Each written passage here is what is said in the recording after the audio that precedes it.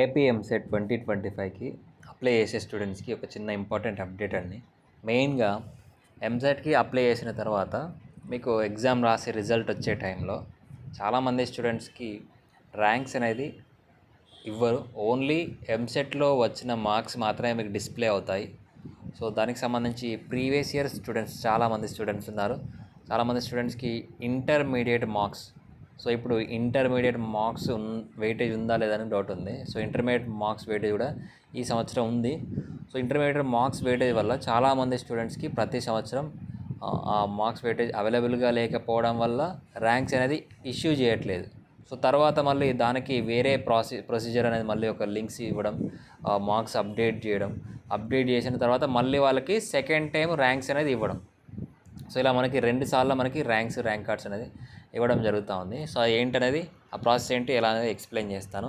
So మెయిన్గా మనకి apply చేసే టైంలో చాలామంది స్టూడెంట్స్ ఏపీ ఇంటర్మీడియట్ బోర్డు వాళ్ళు, అంటే ఏపీలో ఇంటర్మీడియట్ చదివిన వాళ్ళు, సో హాల్ టికెట్ నెంబర్ అనేది రాంగ్గా ఇస్తున్నారు. అంటే సెకండ్ ఇయర్ హాల్ టికెట్కి బదులు ఫస్ట్ ఇయర్ హాల్ టికెట్ ఇవ్వడం, లేదా సెకండ్ ఇయర్ హాల్ టికెటే రాంగ్గా ఇవ్వడం వల్ల వాళ్ళకి సంబంధించి ఐపీఈ మార్క్స్ వెయిటేజ్ అనేది యాడ్ కావట్లేదు. అలాగే దాంతోపాటు చాలామంది సిబిఎస్ఈ స్టూడెంట్స్, సిబిఎస్ఈ కానివ్వండి, ఐసిఎస్ఈ కానివ్వండి, సో అలాగే తెలంగాణలో ఇంటర్మీడియట్ చేసిన స్టూడెంట్స్కి సంబంధించి, సో వీళ్ళకి సంబంధించి డాటా కూడా మనకి ఇంటర్మీడియట్, అంటే ఈ ఇంటర్మీడియట్ బోర్డ్స్ నుంచి మనకి ఏపీ ఎప్సెట్ బోర్డు వాళ్ళకి మనకి రీచ్ కాదు. సో ఇంటర్మీడియట్ డాటా అనేది వీళ్ళ దగ్గర నుంచి రాదు. అంటే మీరు అప్లికేషన్ చేసే టైంలో ఈ సిబిఎస్ఈకి సంబంధించి second year hall ticket number ఇచ్చినా కానీ, తెలంగాణకి సంబంధించి intermediate second year hall ticket number ఇచ్చినా కానీ మీకు ర్యాంక్స్ అనేది ఇవ్వరు.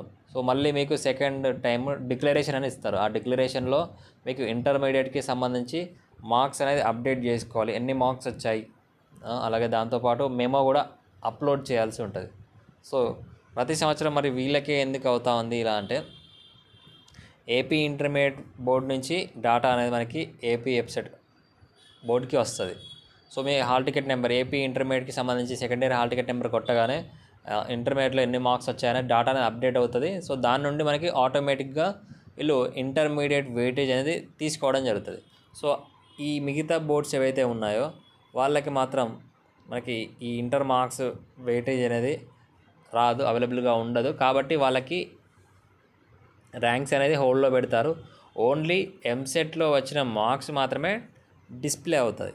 సో మీకు ఎగ్జాంపుల్గా చూపిస్తాను ప్రీవియస్ ఇయర్కి సంబంధించి. ఒకసారి చూడండి.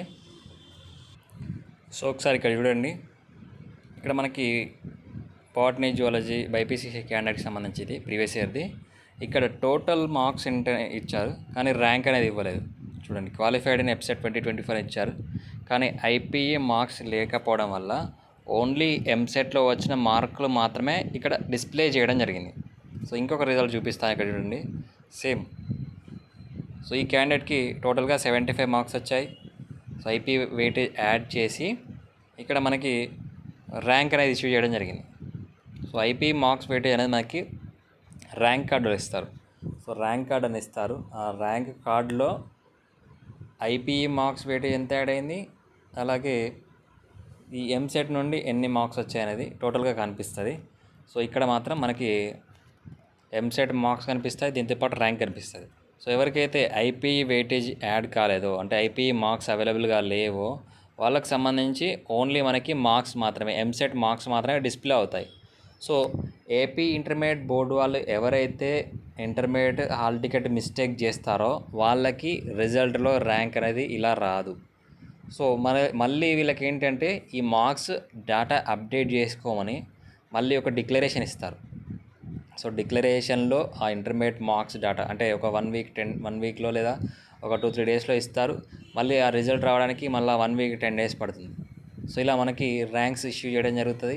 ప్రతి సంవత్సరం ఇలానే జరుగుతూ ఉంది. ఐపీ మార్క్స్ వెయిటేజ్ వల్ల చాలామంది స్టూడెంట్స్కి ర్యాంక్స్ కానీ కౌన్సిలింగ్ కానీ డిలే అవుతూ ఉంది. సో ఇది చాలామంది స్టూడెంట్స్కి అంటే ఎంసెట్ రిజల్ట్ వచ్చిన తర్వాత దీని మీద ఒక అవగాహన ఉంటుంది. సో అంతకంటే ముందే ఎంసెట్లో ఇంటర్ మార్క్స్ వెయిటేజ్ ఉంటే ఎవరికి యాడ్ అవుతుంది, ఎలా యాడ్ అవుతుంది, ర్యాంక్స్ ఎలా ఇస్తారనేది ఒక వీడియో ఇద్దామని చేయడం జరిగింది. సో నచ్చితే లైక్ చేయండి, మీ ఫ్రెండ్స్కి షేర్ చేయండి. ఫస్ట్ టైం ఛానల్ ఇస్తాం, సబ్స్క్రైబ్ చేసుకోండి.